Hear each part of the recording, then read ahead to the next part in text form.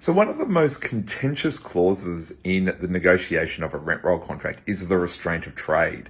And the reason for this is that usually when a real estate agent has built up a rent roll, they've built that up on their own blood, sweat and tears, really, and off their own back. And so they'll have relationships with a lot of the property owners personally.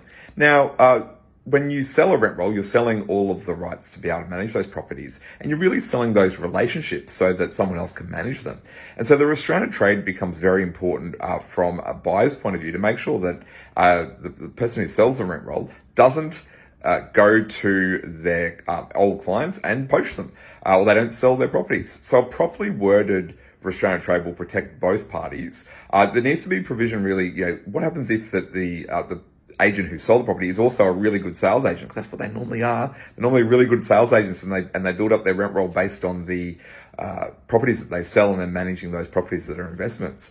So what do? They can pay a commission. They can agree not to sell the properties. There's many ways around this and many ways to be right. So if you're selling a rent roll, or you know someone who is, this is something that we do a lot of.